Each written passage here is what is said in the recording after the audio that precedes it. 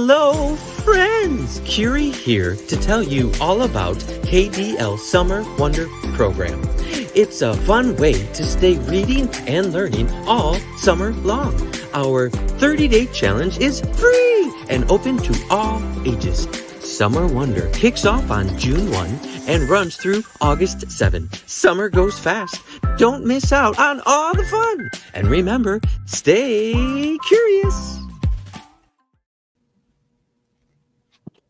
Hi, welcome to Kent District Library Steaming Programs. I'm Lynn Goldberg from the Plainfield branch. Thanks for tuning in to today's Mime program with Rob Reider, which will begin shortly. I want to encourage you to participate in Summer Wonder 2021. You have until August 7th to turn in your slips to get your prizes. It's a great way to keep up your reading and learning this summer while earning some prizes. For more information, you can go to www.kdl.org/summer. There are many more programs being streamed this summer, including book talks, story times, Wimmy's Words, and lots more. KDL is also archiving many of these programs, so you can find them for all ages on the KDL Facebook page and the YouTube page. Thanks again for tuning in. Let me introduce our presenter. Mime Rob Reider has performed all over the country, studied with famous Marcel Marceau. He will start the show by putting his makeup on to show how he transforms into a mime. At the end of the program, the makeup comes off and he can answer any questions that you might have. So please put your questions in the comments and we'll get to those at the end of the program. Now let's give Rob a large round of applause.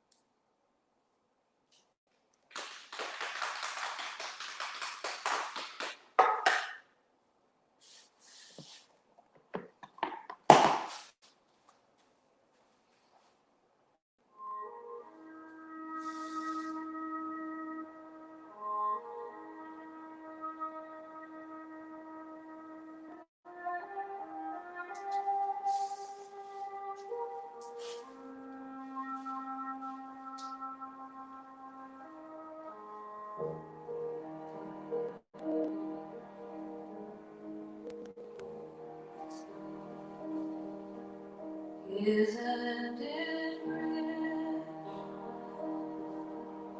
Are we a pair? Me here lost on the ground, you in midair. Where are the clouds?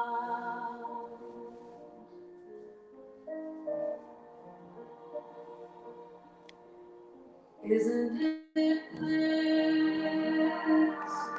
Don't you approve? One who keeps turning around, one who can't move. Where are the clouds? There ought to be clouds just when I smile, opening doors. My really knowing the one that I wanted was yours, making my entrance again with my usual flair. Sure all my life, no one is there.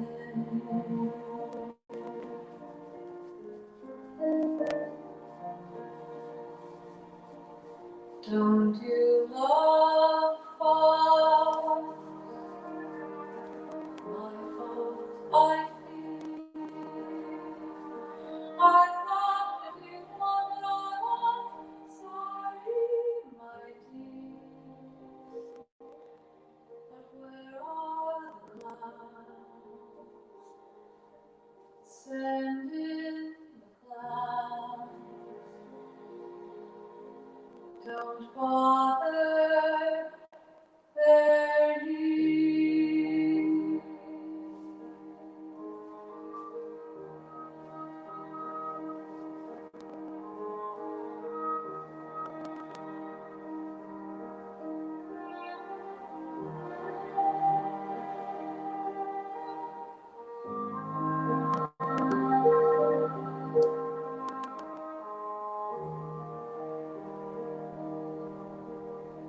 Isn't it rich? Isn't it queer? Losing my time in this place in my career.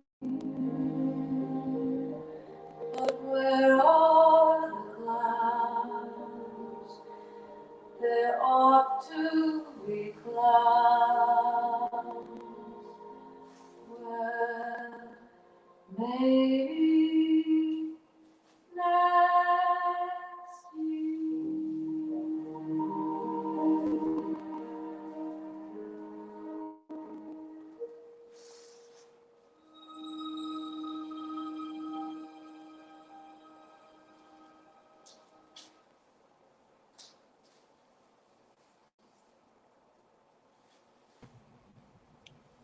Thank you so much, Rob. That was great. Thank you. Hi, everybody. I know I can't hear you, but you can hear me. Thanks for watching the show. It's so fun to have you here and be able to see this kind of talent. It's not often you get to see that. So as I promised, I would be available for questions as they come in. I just wanted to make a couple public service announcements. I wanted to thank the jugglers and the strong people that helped for the show. So in your own way, give them a hand. Good job. Thank you for helping. Also, yes, nice. Also, this was real fire, and it is real dangerous. I've never burned anybody or anything, but I'm very cautious with it. And we want to make sure we don't play with lighters or matches or try to replicate anything you saw with this. I'll tell you how I do everything. I just won't teach this because it is dangerous. I have a lot of respect for fire. It can do a lot of damage. All right, with that being said, I am open and available to anything you saw on the show that you want to see how I did it. We have time, from balloon animals to how to juggle to just any kind of questions at all. So I'll let Lynn moderate that and tell me what to do. We do have a couple. We have a couple of questions. So they want to know, how long have you been performing as a mime? Okay, I started performing in 1978. That's a math answer. 88, 98, 108, 118 plus 3. Wow, 43 years. 43 years. That's Long fantastic. time. What made you want If to I learn how to started out mime? in, Oh, go ahead. you know, it was interesting. I didn't really want to learn how. It wasn't on my list. I was going to be a doctor. It wasn't really on my list of what I want to do, but I was a movement artist. And I studied Kung Fu and a bunch of kinds of Tai Chi and things like that. And I had a lot of control with my body. And then while I traveled during and after college in Europe and such, I had learned how to juggle, do balloon animals, and do magic. And that was a way, my cheap way of getting to know people without having to speak the language. Put the two together, or put all those things together, and a mime actually saw me working out on the beach in California. And her name was Osha Hunt. It's Hayden now. She has a radio show, just a fantastic job out in California. And she had studied with Marceau's ex-wife, and she was very talented. She literally saw what I did, asked if I could do this. I could do it in my sleep. She goes, "Oh my gosh, you're natural." So she said, "I'm going to turn you into a mime." So she actually taught me a couple things, and she said, "Just do a couple things, but go out there with all that fun stuff you do." And so the very first show I did was Old Spanish Days. I think it was Historic Days in Santa Barbara. And the very first show I ever did, I got hired by a big corporation for another show. And I thought, wow, this is something. But now to give thanks to also Tom Lubhart, I came back to study corporeal mime, which is not pantomime. It's the stuff that's going on in the body that makes all this look so real. There's just a language there. And also with Tony Montanaro, who was a prodigy of Marcel. Actually, in my opinion, better at illusions. His weight that he could create with his objects it just looks so real. And that's not to take anything away from, I also studied with Marcel. So that was my earlier years. I've been doing shows ever since, really popular artists all through the 80s and all that. And I've been working ever since. So thanks for asking. That's great. Are there how any hard? others? Yeah. How hard is it to make a balloon animal?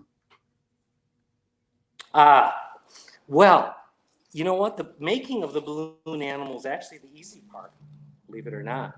The blowing it up, that's a whole other thing. So I'll show you. I recommend, these are latex, and I use what's called Qualitex. And I don't know if it reads straight away or if it's backwards, but Qualitex. And these are 260s. They're called 260 somewhere on here. Anyway, that's the size. There are other ones. So if I were you, I would stretch them out because the latex gets a little bit warm when you stretch it. It makes it somewhat more possible to blow it up. I'll save you a lot of internal strife. When I blow into the balloon, I literally blow into this very top part, and it doesn't take very much air. Most people, their air goes in their lungs, their cheeks, their head. They feel that pressure. I feel zero pressure. I usually use my little cheeks here, and I blow ever so slightly to get it started. See that? There's no effort. I'm actually not even taking any air in. It's just a little bit of air from the mouth. And then from there, I use, my capacity to blow it up. Once it's started, it takes some effort. But just so you know, there are pumps that are just as easy. You put the balloon on the end of the pump and it'll blow it right up without that effort. But for those that want to go at it, you will eventually get it. And now the challenge is tying it with makeup remover on my fingers because I have slippery fingers. So let's get that first. There we go. And this is your basic snake. Make it into a dachshund in no time. So I do a series of 3 twists, 3 triple twists, and I'll vocalize it as I do it. So here's the first one. 1, and I like to twist it about 7 times. It keeps it from popping out, from untwisting itself. 2, so now I got 2. I didn't know what to call it. Then I fold up from the bottom, and pinch where the first one and the second one meet. Got to do this with the camera correctly. I pinch them together and twist. Now, when I do that, you'll see the beginnings of a dog, but this is going to be a dog. Yep. And then I twist one more time, and one more time. That's the second of 3. Fold up, pinch together, twist together. That's the front legs. Now we have the neck and front legs, ears and nose. I give it a body, and once again, 1, 2, fold up, pinch together, twist together. And that is what will give you the basic dog. Now I stylized it, and the way I like to stylize it is I squeeze a little more air into the end here, makes the nose change shape a little bit, and I roll it back through the ears. So in other words, the ears are actually, it's hard to show that, but the ears are rolling back. My thumb's guiding the nose. And what that does is it stylizes it into what looks like a poodle, in my opinion. And then I blow a little more air into the tail, like that. So, all right, I did blow air into the tail. I squeezed it, but it looked like I blew air into it. Yeah. And that's your basic animal. And from that, you can do so much. I can put the front legs into the back legs like that, and it'll be a seated poodle. If I make the neck longer than the body, it'll appear to be like a giraffe. So that's the basic one. I'm going to show you, with your permission, I'm going to show you one more I really like. It's not like that. It's little, but it's mighty. So once again, blow it up. That's the trick. I'm going to do a series of twists. I'll count them. 1, 2, 3, 4, 5. And I'll hold it up, show you. So there's 1, 2, 3, 4, 5. I'm going to twist the legs together, and I have the beginnings of something, but I don't know what you would want to call that yet. I push the bottom, which is the body, up through the legs, and then wrap what's going to be the tail around the top. And I'm going to stylize the front. I can't show you that on the camera, but the end result, it's got to go this way. End result is a turtle. Oh, that's great. And I just love that little guy. So yeah, that's very cute. There's lots you can, and these days you can see it online and things like that. But that's, so I would not get too frustrated with the blowing it up. There's not many adults that can do it. Maybe 1 out of 100 can do it. So get a pump, and there's books, there's online and things like that for blowing. All right. Anything else? If someone was interested if someone was interested in becoming a mime, where should they start? Right. Well, I don't know many that teach. I teach. So I guess contact the library. They know how to get a hold of me. Okay. But I am mimerobreider.com. And spelling Reider is R-E-I-D-E-R, like Meyer, M-E-I-R-E-I-D-E-R. But if you just look up Mime Rob, especially if you're in Michigan, I'm sure it'll show up. I'm the only one that I know that teaches at all, at least in this state. And I would say within the U.S., there's very few people anymore that teach that I know of. They may be out there, but I haven't seen it. There was the old school. I'm old school. There was older school, in which you'd find other mimes, and then there's the old school, which I guess I am. And but I think that many people like to learn for a lot of different reasons. It's about how to show up in life and how to really use your expressions, pay attention to what's out there in the life that you're looking at, and then replicating it. Mime is the illusion of reality. I mean, obviously this isn't real, it just looks real. And so we want to observe life so that we can replicate it, then use it in vignettes that we might want to show. So anyway, if you're at all interested. And then there are really good books, but the library has a bunch of them. My library has all that I know that are out there, but there are books too, and don't be afraid to even learn that way. And it's just a good way to express yourself. And plus, being quiet commands a lot of attention. Don't be afraid to be quiet. It's a very interesting experience. The library will appreciate it. Well, thank you so much for coming and doing the program for us today. You're welcome. You're All right. welcome. Thanks for having me. Everybody take care. Yep. Bye now. Thank you. Bye-bye.